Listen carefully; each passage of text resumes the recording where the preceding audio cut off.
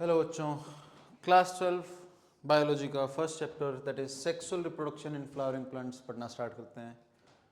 किसी भी प्लांट के अंदर दो टाइप के ऑर्गन्स होते हैं। First one is reproductive organs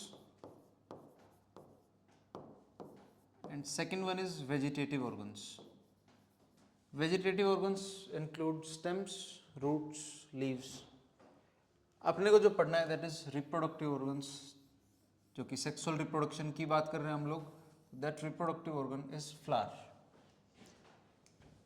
ना कोई भी फ्लावर चार टाइप के ऑर्गन से बना होता है बच्चों, जिनको हम दो कैटेगरीज में क्लासिफाई करते हैं। The first one is essential और प्राइमरी वर्ल। प्राइमरी को 1 डिग्री से डिनोट कर देते हैं हम लोग। एसेंशियल और प्राइमरी वर्ल। वर्ल वर्ड जहां भी आ जाएगा, वर्ल वर्ड से आपके दिमाग में जाना चाहिए बच्चों कोई एक स्पेसिफिक टाइप की अरेंजमेंट है। अक्सर ये सर्कुलर अरेंजमेंट होती है, वर्ल की फॉर्म में प्रेजेंट होते हैं सारे जितने भी ऑर्गन्स होंगे यहाँ पे। सेकंड होता है नॉन एसेंशियल या इन्हीं का दूसरा नाम सेकेंडरी वर्ल या इन्हीं का तीसरा नाम एक्सेसरी वर्ल। अब प्लीज़ आइंदा से याद रखिएगा, जब भी बायोलॉजी के अंदर प्राइमरी वर्ड यूज़ किया जा रहा है दैट मीन्स वो सबसे ज़रूरी चीज़ है। रिप्रोडक्टिव ऑर्गन्स के केस में अगर प्राइमरी वर्ड यूज़ किया जा रहा है दैट मीन्स वो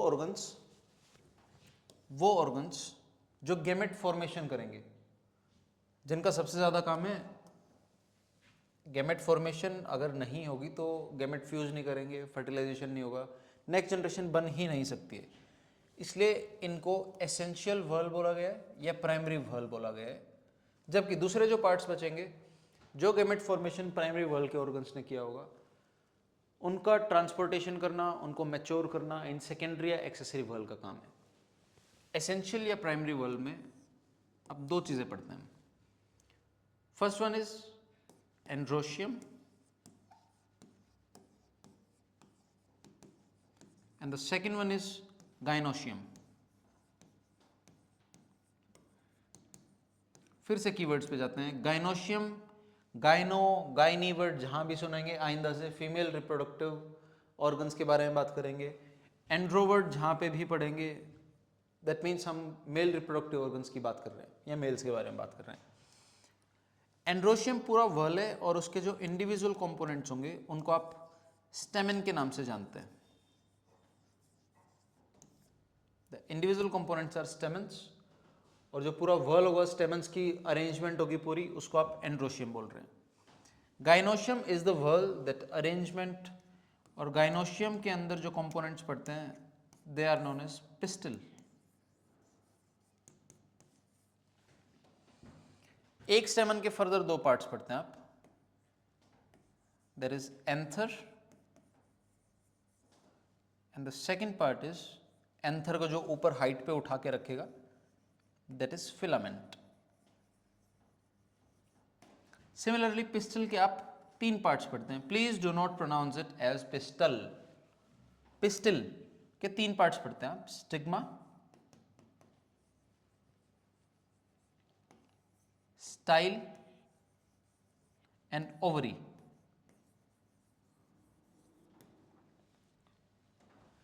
नॉन एसेंशियल या एक्सेसरी वर्ल्स जो है हमारे पास बच्चों,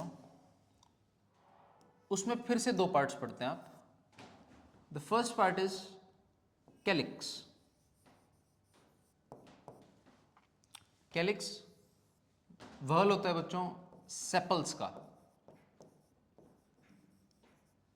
जो कि आउटर मोस्ट पार्ट होते हैं, ग्रीन कलर के होते हैं। और जब फ्लावर बर्ड स्टेज में होगा, जब तक उसमें एंथेसिस नहीं हुआ है, ओपन नहीं हुआ है, वो बर्ड स्टेज में फ्लावर को प्रोटेक्ट करने का काम करेंगे सेपल्स। ये जो आपको ग्रीन पार्ट्स दिखाई दे रहे हैं आउटर मोस्ट वर्ल होता है, उसके अंदर पेटल्स मिलेंगे, देन एंड्रोशियम मिलेगा, देन गाइनोशियम मिलेगा। Second whorl is corolla. Corolla जो आपको फ्लावर का कलरफुल पार्ट दिखाई देता है उसको हम कोरोला बोलते हैं, उस व्हर्ल को हम कोरोला बोलते हैं। और जो इंडिविजुअल कंपोनेंट्स होंगे those individual components are known as petals. These are the colourful components, ताकि इंसेक्ट्स को अट्रैक्ट किया जा सके, ताकि पोलिनेशन आगे करवाया जा सके। एक बार छोटा सा डायग्राम देख लेते हैं हम, इसको इधर खींच देते हैं।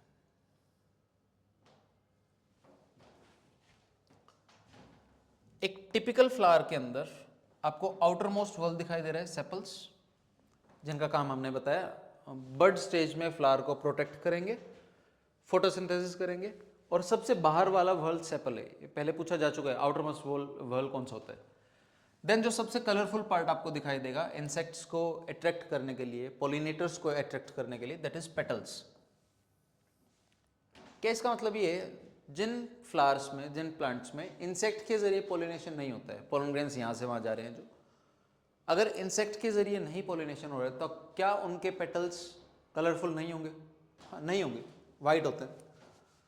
बहुत ज़्यादा अट्रैक्टिव फ्लावर्स नहीं होते हैं, छोटे छोटे फ्लावर्स हो सकते हैं। अगर विंड पोलिनेशन हो रही है या वाटर के जरिए पोलिनेशन हो रही है तो फ्लावर्स बहुत कलरफुल, बहुत अट्रैक्टिव से नहीं देखने को मिलते हैं। अट्रैक्टिव मिलेंगे अगर पेटल्स कलरफुल है, और इसी वजह से इंसेक्ट के जरिए ज़्यादातर पोलिनेशन आपको देखने को मिलेगी यहाँ पे। Outermost whorl is sepals, then comes petal. उसके बाद उससे अंदर वाला वर्ल जो आपको एक ग्रीन कलर के पार्ट्स दिखाई दे रहे हैं यहाँ पे, this is known as stamen. ये पूरा जो आपको एक पार्ट दिखाई दे रहा है, this whole diagram is known as stamen. इस स्टेमन के दो पार्ट्स बन रहे हैं। ये जो आपको दो पार्ट्स दिखाई दे रहे हैं, एक ये ऊपर वाला लोब दिखाई दे रहा है, एक नीचे वाला लोब दिखाई दे रहा है, इसको हम एंथर बोलते हैं। और एंथर जिस स्टॉक से जुड़ा हुआ है, जिस डंडी से जुड़ा हुआ है, that stalk is known as filament. Similarly pistil, आपको ये सेंट्रल पार्ट दिखाई दे रहा है, गाइनोशियम का जो इंडिविजुअल कंपोनेंट है। किसी भी पिस्टिल के आप तीन पार्ट्स पढ़ते हैं। First one is stigma. Stigma का मेन काम होता है बच्चों, it acts as receptacle. Receptacle नहीं वर्ड यूज करना चाहिए यहाँ पे हमको, it acts as landing platform word use कर सकते हैं हम यहाँ पे, रिसेप्टेकल वरना, क्योंकि मेरे को यहाँ बताना है, आप यहाँ कंफ्यूज हो जाएंगे फिर। स्टिग्मा के लिए आप लैंडिंग प्लेटफॉर्म वर्ड यूज कर सकते हैं, landing platform for pollen grains. Pollen grains जब भी आएंगे तो पोलन ग्रेन्स यहाँ आके लैंड करते हैं इसके ऊपर। अब इसके दो काम होते हैं। पहला काम, पोलन ग्रेन्स को जर्मिनेट करवाना, उनसे बाहर पोलन ट्यूब निकलवाना। और दूसरा काम ये पता लगाना कि ये जो पोलन ग्रेन्स आए हैं ये अपनी स्पीशीज के हैं या नहीं, क्या इनसे पोलन ट्यूब निकलवानी भी है या नहीं निकलवानी है। तो एक कॉम्पेटिबिलिटी चेक करते हैं। स्टिग्मा का पहला काम, ये लैंडिंग प्लेटफॉर्म की तरह एक्ट करेंगे। दूसरा काम, they check compatibility of pollen grains, कि कंपेटेबल है कि नहीं, मेरी स्पीशीज का है भी नहीं। अगर है तो ठीक है, पोलन जर्मिनेशन हो जाएगा, नहीं है तो फिर वो वहीं पे डिजनरेट कर जाते हैं पोलन ग्रेन्स। अगर सेम स्पीशीज का है, अगर पोलन जर्मिनेशन होता है, पोलन ट्यूब बाहर निकलती है, तो ये जो आपको मिडिल पार्ट आपको दिखाई दे रहा है, that is known as style, ये नैरो ट्यूब लाइक स्ट्रक्चर, ये रास्ता प्रोवाइड करता है पोलन ग्रेन से जो पोलन ट्यूब बनेगी। स्टाइल का काम होता है पोलन ट्यूब को रास्ता प्रोवाइड करना। इस पूरे में सबसे बेस वाला पार्ट, स्वोलन पार्ट, जो थोड़ा सा थिक पार्ट आपको दिखाई दे रहा है, इसको ओवरी बोलते हैं। बेसल स्वोलन पार्ट को ओवरी बोलते हैं, जिसमें अंदर एम्प्टी स्पेस प्रेजेंट होता है। जितना भी आपको दिखाई दे रहा है, दिस इज एम्प्टी स्पेस। इस एम्प्टी स्पेस को आप ओवेरियन लोक्यूल के नाम से जानते हैं बच्चों। ओवेरियन लोक्यूल क्या ओवेरियन कैविटी।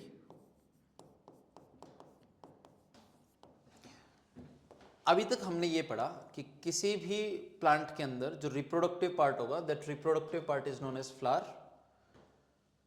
फ्लावर के दो तरह के कंपोनेंट्स हो सकते हैं, vegetative organs, I am sorry, plant के दो तरह के ऑर्गन्स हो सकते हैं, एक वेजिटेटिव ऑर्गन्स, दूसरे रिप्रोडक्टिव ऑर्गन्स। रिप्रोडक्टिव ऑर्गन्स को आप फ्लावर के नाम से जानते हैं। फ्लावर के दो तरह के कंपोनेंट्स हो सकते हैं, एक एसेंशियल वर्ल, जिसमें सारे के सारे गैमेट फॉर्म करने वाले कंपोनेंट्स होंगे, जैसे कि स्टेमन, जैसे कि पिस्टल। नॉन एसेंशियल वल इंसेक्ट्स को अट्रैक्ट करने के लिए पेटल्स प्रेजेंट होंगे, पेटल्स के वल को कोरोला बोला हमने। सेपल्स प्रेजेंट होंगे, सेपल्स के वल को आपने कैलिक्स बोला है। कैलिक्स का काम या सेपल्स का काम है फ्लावर को प्रोटेक्टेड रखना बर्ड स्टेज में, ताकि आगे जाके उसमें ग्रोथ हो सके, फ्लावर पूरा कंप्लीट हो सके।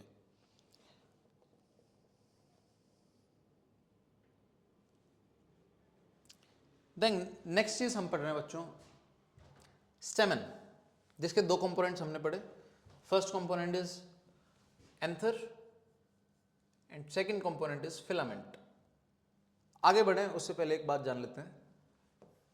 एंथर को हम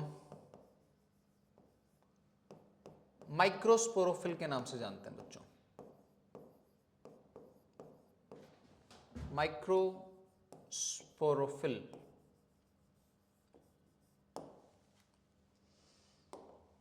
मूविंग ऑन टू स्टेमन।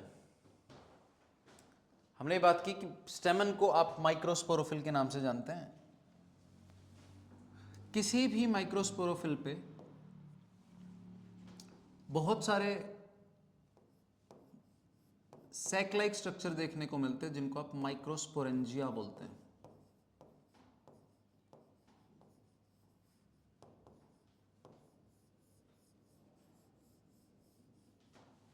माइक्रोस्पोरेंजिया ऐसे सैक लाइक स्ट्रक्चर जिनमें माइक्रोस्पोर्स प्रेजेंट होंगे।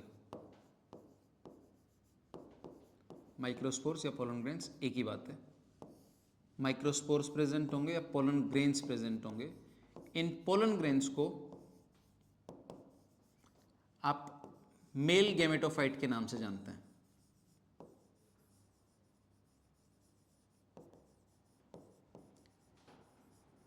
जितने भी पोलन ग्रेन्स होंगे, हर एक पोलन ग्रेन के अंदर आपको दो मेल गैमेट्स देखने को मिलेंगे। हमने ये पढ़ा था एसेंशियल वर्ल वो वर्ल जिसके अंदर गैमेट फॉर्मेशन करने की क्षमता है, कैपेबिलिटी है। मेल्स के केस में इट वाज एंथर, फीमेल्स के केस में इट वाज पिस्टल। पिस्टल में भी ओवरी वाला पार्ट, ये जो आपको यहाँ पे दिखाई दे रहा है। मेल्स में जो स्टेमन था, स्टेमन के दो पार्ट्स पढ़े आपने, एक को एंथर बोला और जो नीचे वाला पार्ट दिखाई दे रहा है, जो डंडी दिखाई दे रहा है, दिस इज फिलामेंट। किसी भी एंथर को आप दूसरे नाम से जानते हैं, दैट इज माइक्रोस्पोरोफिल। हर एक माइक्रोस्पोरोफिल, किसी भी माइक्रोस्पोरोफिल के अंदर बहुत सारे सैक लाइक स्ट्रक्चर मिलते हैं जिनको आप माइक्रोस्पोरेंजिया बोलते हैं। थोड़ा सा ध्यान यहाँ देंगे तो आपको दिखाई देगा, ये एक माइक्रोस्पोरेंजियम दिखाई दे रहा है आपको।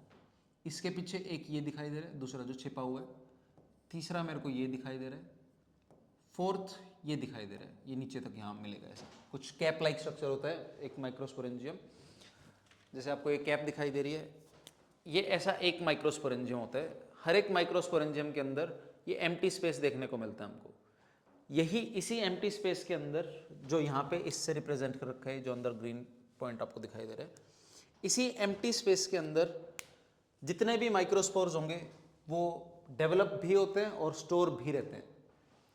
इन्हीं माइक्रोस्पोर्स को, पोलन ग्रेन्स को स्टोर करने वाला जो माइक्रोस्पोरेंजिया होगा, उसको अक्सर आप पोलन सैक के नाम से भी जानते हैं, also known as pollen sac.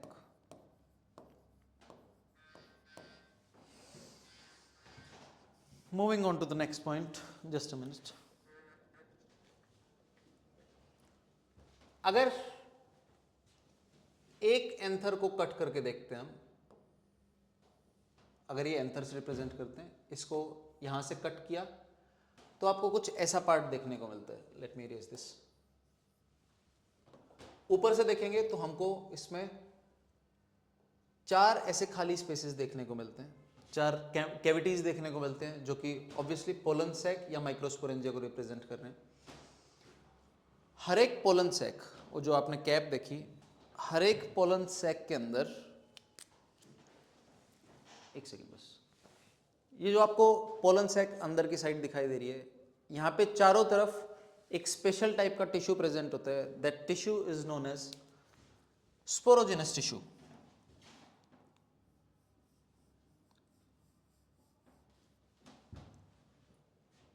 जो ये अंदर सबसे आपको 4 रिंग्स दिखाई दे रहे हैं ग्रीन कलर की, ये और कुछ नहीं है, बैग लाइक स्ट्रक्चर है, उसको आप ऊपर से देख रहे हैं बस।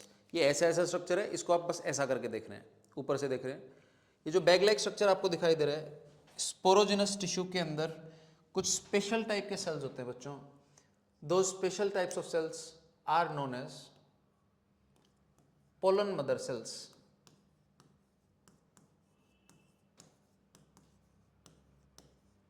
पोलन मदर सेल्स और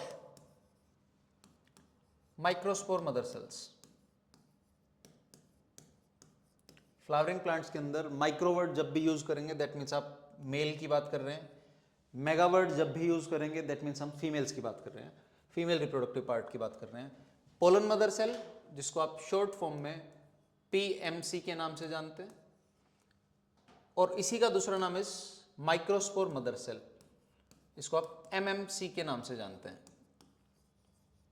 माइक्रोस्पोर मदर सेल। यहां से क्वेश्चन बना है बच्चों, पहले किसी भी माइक्रोस्पोर मदर सेल का प्लोइडी लेवल क्या होगा।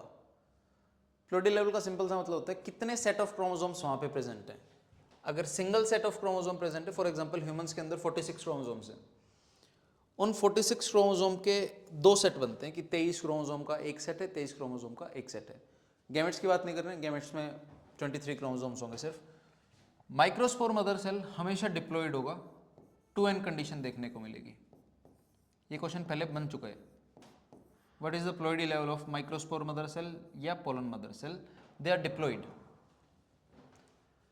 स्पोरोजिनस टिश्यू के अंदर जितने भी सेल्स प्रेजेंट होंगे, माइक्रोस्पोर मदर सेल्स या पोलन मदर सेल्स प्रेजेंट होंगे, हर एक सेल डिप्लॉयड होगा, प्लस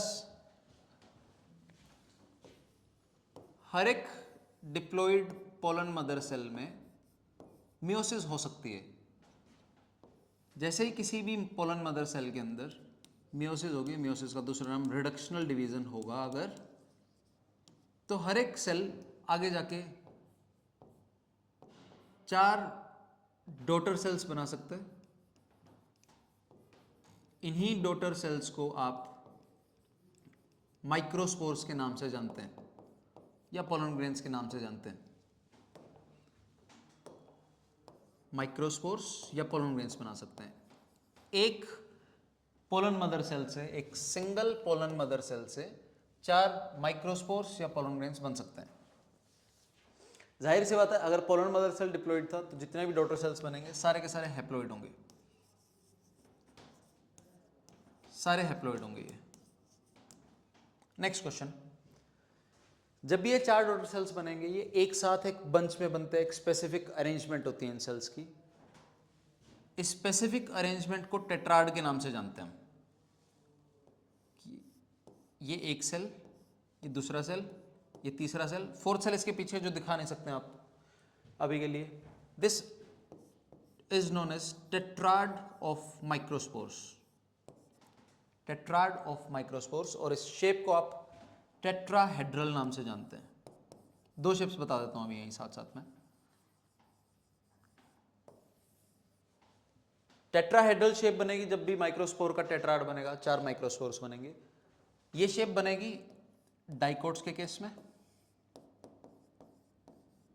जबकि अगर आपको ऐसा टेट्राड देखने को मिल रहा है, 1 सेल, 2 सेल, 3 सेल, 4 सेल, चारों सेल्स आसपास साथ साथ एडजेसेंट प्रेजेंट हैं, इसको आइसोबाइलेट्रल कंडीशन बोलते हैं। That is characteristic property of monocots. Isobilateral pollen grain tetrad,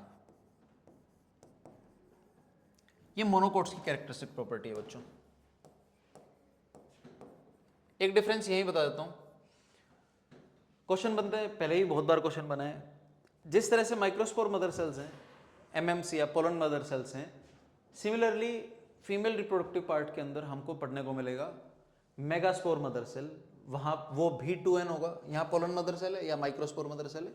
female वाले केस में अपने को पढ़ने को मिलेगा megaspore mother cell. Megaspore mother cell भी डिप्लॉयड होगा, उसमें जब मियोसिस होगी वहां भी 4 सेल्स ही बनेंगे। बट एक मेगास्पोर मदर सेल से मियोसिस के बाद टेट्राड जो बनता है वो लीनियर टेट्राड बनता है। प्लीज ये डिफरेंस याद रखिएगा, 1 cell, 2 cell, 3 cell, 4 cell, linear tetrad देखने को मिलता है फीमेल रिप्रोडक्टिव सिस्टम में, जबकि मेल के केस में पोलन ग्रेन फॉर्मेशन जब करना है उस टाइम पे जो टेट्राड बनेगा या तो टेट्राहेड्रल बनेगा अगर डाइकोट्स हैं तो, या आइसोबाइलेटरल बनेगा अगर मोनोकोट्स हैं तो। पिछले पेज पे वापस चलते हैं। स्पोरोजेनस टिश्यू के अंदर हमने पढ़ा कि यहाँ पे जितने भी सेल्स होंगे सारे के सारे पोटेंशियल पोलन मदर सेल की तरह एक्ट कर सकते हैं, कि उससे हर एक से आप एक नया पोलन ग्रेन बना सकते हैं, 4 नए पोलन ग्रेन्स बना सकते हैं, चारों के चारों फंक्शनल होंगे, चारों आगे जाके pollen grains male gametes carry करेंगे। जब यहाँ पे बहुत सारे पोलन ग्रेन्स ऐसे प्रेजेंट होंगे, माइक्रोस्पोर्स बहुत सारे बन गए, जब यहाँ माइक्रोस्पोर्स फिल हो जाएंगे, पोलन ग्रेन्स भर जाएंगे यहाँ पे, उस टाइम पे इनको नरिशमेंट प्रोवाइड करने का काम करता है second layer, that is tapetum. I repeat, sporogenous tissue के अंदर जितने भी सेल्स प्रेजेंट होंगे, चाहे वो माइक्रोस्पोर मदर सेल है चाहे वो पोलन ग्रेन्स हैं, इनको नरिशमेंट प्रोवाइड करना कहाँ होता है? टेपेटम का। टेपेटम के पास कहाँ से आ रहा है? टेपेटम इसको आगे गेन करता है मिडल लेयर से। Tapetum receives nourishment from middle layers. एक बात याद रखें प्लीज, एंडोथीसियम में बढ़ने से पहले किसी भी पोलन ग्रेन के अंदर आप 4 स्पोरोजेनस टिश्यूज देख रहे हैं, इसीलिए आप किसी भी स्टेमन को, रिपीट, किसी भी एंथर के अंदर आप 4 स्पोरोजेनस टिश्यू देख रहे हैं अलग अलग टाइप के, अलग अलग डिस्टेंस पे, इसीलिए आप स्टेमन को टेट्रास्पोरेंजिएट के नाम से जानते हैं। टेट्रास्पोरेंजिएट कंडीशन, इसी का दूसरा नाम। ये यंग एंथर का डायग्राम है बच्चों। जब एंथर मैच्योर होगा, जब पोलन ग्रेन्स बन चुके हैं सारे के सारे, अब पोलन ग्रेन्स को शेड ऑफ होना है और दूसरे पार्ट्स में जाना है, तो आपको ये जो व्हाइट वाला पार्ट दिख रहा है, ये जो कॉर्नर वाला पार्ट दिख रहा है, इसको स्टोमियम बोलते हैं। ये यहाँ से बर्स्ट कर जाता है और पोलन ग्रेन्स बाहर की तरफ निकल जाएंगे। दैट मीन्स ये जो आपको डायग्राम दिखाई दे रहा है, इस एंथर को आप 2 पार्ट्स में बांट सकते हैं। ये जो पार्ट दिखाई दे रहा है इसको एक पोलन सैक या थीका बोलते हैं, और जो दूसरा बच गया उसको आप दूसरी थीका या दूसरा पोलन सैक बोलते हैं। अभी के लिए इरेज कर देता हूं इसको। इससे आपको ये समझ में आ रहा है कि टेट्रास्पोरेंजिएट तो है ही, साथ में कोई भी स्टेमन डाइथिकस या बाइलोब्ड होता है। ये आपको यहां से दिखाई दे रहा है, एक लोब ये दिखाई दे रहा है, एक लोब ये दिखाई दे रहा है, एक लोब ये दिखाई दे रहा है, एक लोब ये दिखाई दे रहा है। तो एक टिपिकल एंथर, टिपिकल स्टेमन टेट्रास्पोरेंजिएट होगा, डाइथिकस होगा या बाइलोब्ड होगा।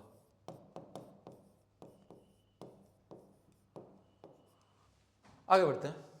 अभी तक आपको 3 लेयर्स पता लगी हैं। स्पोरोजेनस टिश्यू सबसे अंदर, उसके बाद टेपेटम जो इसको नरिशमेंट प्रोवाइड कर रहे हैं, उसके बाद मिडल लेयर्स जो टेपेटम को नरिशमेंट प्रोवाइड कर रहे हैं।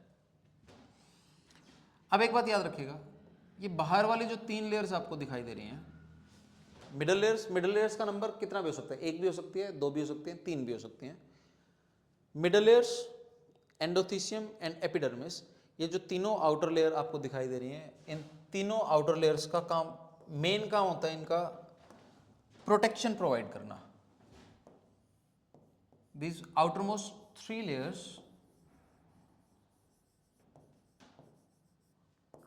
provide protection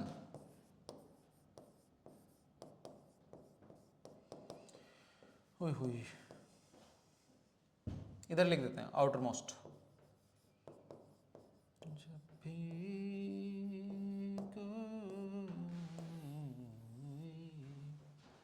एपिडर्मिस सबसे बाहर वाली लेयर होगी, सिंगल सेल से बनी होगी, एक पतली सी लेयर है, छोटी सी लेयर है। अब आ जाएं नेक्स्ट क्वेश्चन पे जो पहले पूछा जा चुका है, दिस एंडोथीसियम। एंडोथीसियम का एक काम तो आपने अभी अभी सुना कि ये प्रोटेक्शन प्रोवाइड करता है। एंडोथीसियम का दूसरा एक और बहुत जरूरी काम होता है, जो जरूरी काम है, ये जो एंथर अपने आप को क्लोज करके बैठा हुआ है, अगर पोलन ग्रेन बनता है मैच्योर पोलन ग्रेन्स बनते हैं तो एंथर अपने आप को बर्स्ट कर देता है, अपने आप को फाड़ देता है। अगर एंथर अपने आप को बर्स्ट करेगा तो सारे पोलन ग्रेन्स बाहर आ जाएंगे। ये अपने आप को बर्स्ट करेगा कहाँ से? ये जो सफ़ेद चक्कर आपको दिख रहा है, दिस सफ़ेद चक्कर इज नोन एज स्टोमियम। यही वो जगह है जहाँ से एंथर बर्स्ट करेगा। एंथर बर्स्ट करेगा तो सारे के सारे पोलन ग्रेन्स बाहर आ जाएंगे। पोलन ग्रेन्स बाहर आ जाएंगे। स्टोमियम नाम याद रखना है। और इस बर्स्टिंग ऑफ एंथर के लिए, एंथर के फटने के लिए, जिसके लिए बायोलॉजिकल टर्म आप यूज करते हैं, एक और फालतू सा मुश्किल सा नाम, that is dehiscence. You know dehiscence, अंग्रेजी नाम। डेहिसेंस ऑफ एंथर का सिंपल सा मतलब है एंथर का फट जाना, उसका रप्चर हो जाना, ताकि पोलन ग्रेन्स बाहर निकल सकें। अच्छी बात भाई, ये पता लग गया, ये पता लग गया, ये पता लग गया, ये पता लग गया, ये पता लग गया। एक चीज जो नहीं पता लगी, सबसे ऊपर वाला नाम, दैट इज कनेक्टिव। मैंने अभी अभी थोड़ी देर पहले यहाँ पे ऐसा एक गोला बनाया, फिर यहाँ पे एक ऐसा गोला बनाया कि दो लोब्स हैं। उन दो लोब्स को आपस में कनेक्ट करने का, जो जोड़ के रखने का जो काम कर रहे हैं, फेविकोल का जो काम कर रहे हैं, that is played by connective.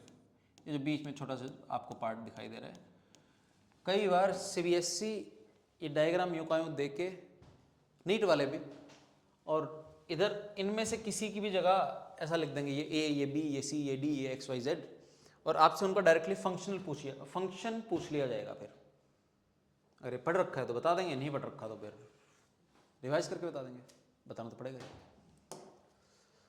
अच्छी बात है, मैं कभी देख लूँ क्या और पढ़ाना है मेरे को स्टेमन के अंदर, कहाँ तक पढ़ाना है, कहीं बहुत आगे निकल जाए हम लोग। हमने ये पढ़ लिया बच्चों, मिडल लेयर्स 1 से 3 लेयर थिक हो सकती है, हटाओ। एपिडर्मिस पढ़ लिया है, मिडल लेयर प्रोटेक्टिव होती है, एंडोथीसियम प्रोटेक्टिव होती है। हाँ, एक NCERT एक लाइन मेंशन कर रही है, that line says cells of tapetum, ठीक हो रहा है, that line says cells of tapetum become binucleate. मतलब एक ही सेल के अंदर दो दो न्यूक्लियस प्रेजेंट है। क्या बात है, क्या बात है, क्यों प्रेजेंट है, क्यों प्रेजेंट है? सिंपल सा रीजन, सुनना, समझना, लिखने के लिए याद कर लेना, बोर्ड्स में पूछा जाता है ये क्वेश्चन, कि टेपेटम के जितने भी सेल्स हैं, the cells of tapetum, cells of tapetum, याद कर रहा हूं, एक मिनट, अंडरगो कैरियोकाइनेसिस। इनमें कैरियोकाइनेसिस तो हो जाएगा। देखो, काइनेसिस का मतलब डिवीजन, कैरियो का मतलब न्यूक्लियस, मतलब न्यूक्लियस तो डिवाइड कर जाएगा, बट जो साइटोप्लाज्म था वो डिवाइड नहीं करता है। न्यूक्लियस न्यूक्लियस डिवाइड कर जाएगा, सेल यूं का यूं रह जाएगा। Cells of tapetum undergo karyokinesis but no cytokinesis. Cytokinesis नहीं हो पाएगा।